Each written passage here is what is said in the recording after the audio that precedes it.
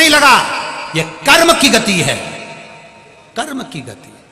ये मेरे भाई लोग बैठे हैं, इनको मालूम होगा, एक ऐसी सील आती है, सील ऐसी मोहर, उसमें उल्टा लिखा होता है, पर कॉपी पे ठोको तो सीधा दिखता है। उसी तरह महादेव के मंदिर में जब जाओ, कुछ चीजें बड़ी विचित्र होती है। शंकर जी के मंदिर में पलट कर देखना, शिव जी के मंदिर में अपना मस्तक रखना।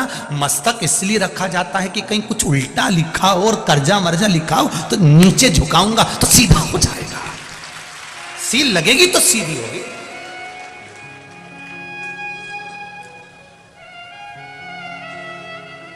हम कई बार माताओं से कहते हैं आप जल चढ़ा कराइयो, आपके पास में चंदन नहीं है, आपके आसपास में कुछ भी सामग्री नहीं है, और आपको लग रहा है कि आज मुझे बाबा को त्रिपुंड लगाना है, कुछ नहीं है, तो भी ये उंगली तो भगवान ने दी है, लगा दिया, हो गया।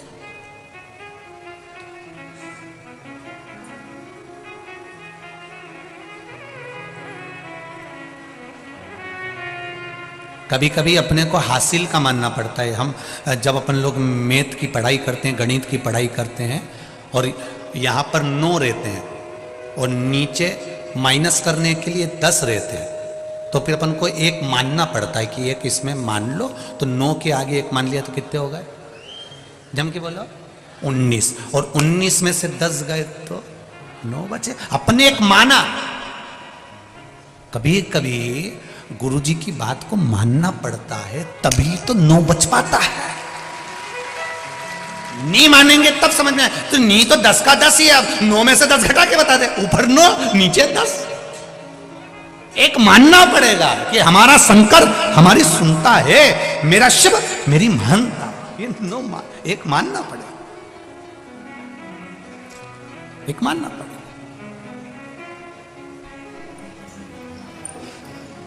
तब हमें कुछ प्राप्त हो।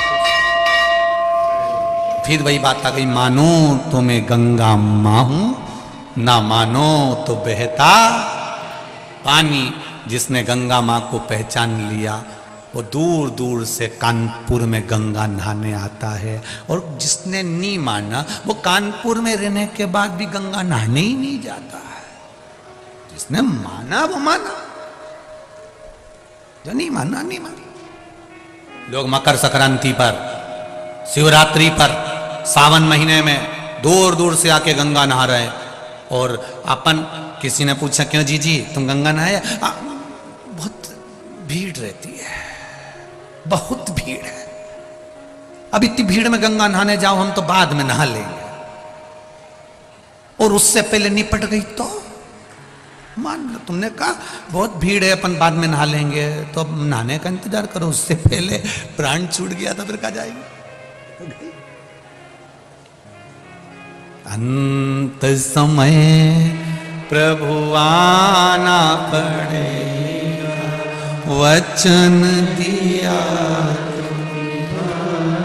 पड़ेगा, आए ना आए प्रभु कुटुंब कबीरा, अंत समय प्रभु आना पड़ेगा, वचन दिया तो निभाना पड़ेगा। महाराज कोई आए ना आए, सिर के पास में पितृ दिख रहा है, सिर के पास में पूर्वज नजर आ रहा है, सिर के पास में पूर्वज दिख रहा है, समझ लो हमें सुख मिल रहा है। चरण के पास स्वप्न में दिख रहा है, समझ लो दुख मिलेगा। आए और गए, समझ लो दुख तो आएगा पर चले जाएगा। और वही पूर्वज जो मर चुके हैं, हमारे पूर्वज जो पितृ हैं, जो पूर्वज हैं, जो बुजुर्ग हैं, जो जा चुके हैं, फिर भी सपने में आ रहे हैं, और कहीं ऊंचे स्थान पर, वृक्ष पर, टान पर, घर की मुंडेर पर, घर के ऊपर कहीं नजर आ रहे हैं। समझ लो या तो बेटा बेटी का विवाह होने वाला है या उसकी नौकरी लगने वाली है, ये निश्चित है, वो ऊपर बढ़ा है, निश्चितता। ये हमारा भविष्य पुराण कहता है अग्रण्य होगा, ये हमारा स्कंद पुराण कहता है उसमें अग्रण्यता मिलेगी। अब सपना भी आ गया और दिख गए वृक्ष के ऊपर पितृ बैठे हैं, तुमने किसी से पूछ लिया, उन्होंने कह दिया साहब बहुत भयंकर पितृ दोष है, पूजन कराना है अपने को, ऐसा हो गया और बहुत तकलीफ में आ गए। तो ये नहीं, आप थोड़ा सोचो, सारे तीर्थ धाम आपके हे महादेव प्रणाम। सारे देवता, सारे तीर्थ, सब कुछ मेरे महादेव के, सब कुछ।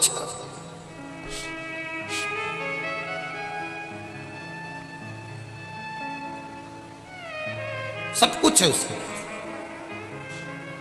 वो संभाल लेता है, बस आप दिल से जानो। राहु, केतु, चंद्र, मंगल, शनि, शुक्र, बुध, ये सारे जितने भी ग्रह हैं ना, इनकी एक एक की कथा लिखी है शिव महापुराण में। चंद्र को भगवान ने काया के रोग से मुक्त करा, सिर पे आके बैठ गया। चंद्र सिर पर आकर बैठा,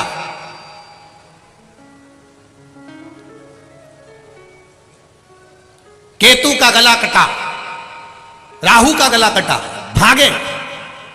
कहां जाए? शिव जी के पास। भगवान ने पूछा क्या चाहते हो? आपके चरणों में रहना। शिव जी ने कहा जटा के अंदर बैठ जाओ। चंद्र बाहर, राहु केतु अंदर। चंद्र के पसीने छूटने लगे, ये तो हमें खा जाएगा। चंद्र ग्रहण सूर्य ग्रहण होता है तो इसी में उनको लगा ही हमें खा जाएगा। शिव जी कहते किसी की हिम्मत नहीं है, चुपचाप बैठे रहे चंद्रमा, कुछ नहीं होगा, बैठे रहे वहीं पे। चंद्रमा बैठा, अंदर राहु केतु बैठे हुए। थोड़ी देर बाद पृथ्वी का पुत्र मंगल आ गया। प्रभु क्या हुआ? मुझे नष्ट करने का सोच रहे हैं लोग, मुझे बर्बाद करने का सोच रहे हैं, श्राप दिया जा रहा है। भगवान कहते क्या चिंता करता है? जहां मैं बैठा हूं, जहां से मेरे शिवलिंग का पानी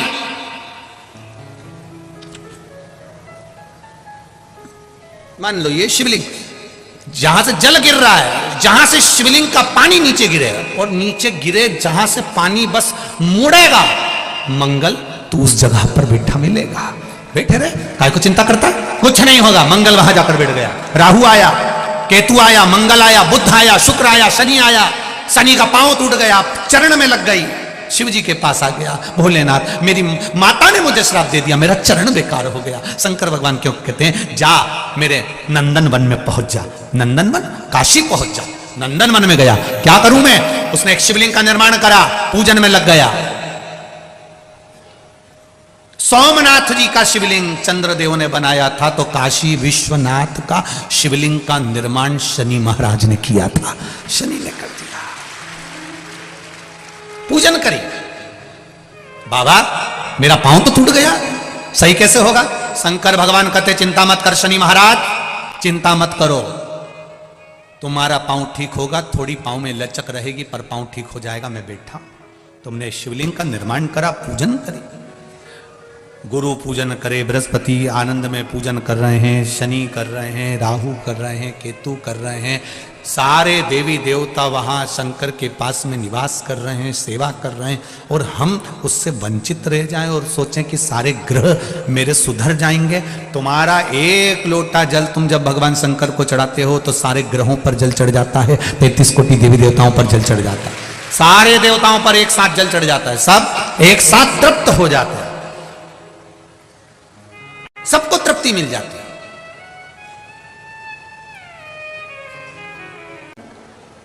महाराज बहुला गाय के पुत्र ने दूध पिया, फेन जमा शिव जी पर उड़कर गया। भगवान शंकर उसको मारने के लिए आतुर हुए। तभी भगवान शिव जब मारने के लिए आतुर होते हैं तब बहुला गाय उसी समय पर बहुला गाय भगवान शंकर को निगल जाती है। और बहुला गाय जब भगवान शिव को निगली, भगवान शंकर को जब बहुला गाय निगल जाती है, तब सारे देवताओं ने आकर स्तुति करी, प्रार्थना करी, निवेदन किया, क्षमा करें प्रभु, गौ माता आप शिव जी को फिर प्रकट करें। गौ माता के उदर से भगवान शंकर प्रकट होते हैं। भगवान शिव नंदीश्वर के रूप में संसार में पूजा है। एक बहुला गाय अपने पुत्र के लिए भगवान शिव को निगल गई थी। एक माता पार्वती जब कार्तिकेय जी को भूख लगी, गणेश जी को भूख लगी, अशोक सुंदरी को, जया, विषहरा, सामदी बारी, दौतली को भूख लगी, तब भगवान शिव को माता पार्वती निगल गई थी। तब माता पार्वती ने शंकर जी को फिर अपने नासिका से बाहर धूम्र के रूप में निकाला था, तो शिव जी का नाम ध्रुमबान हुआ था और माता पार्वती का नाम ध्रुमावती हुआ था। शिव कथा कह रही है, भगवान शंकर का गुणगान कर रहा है।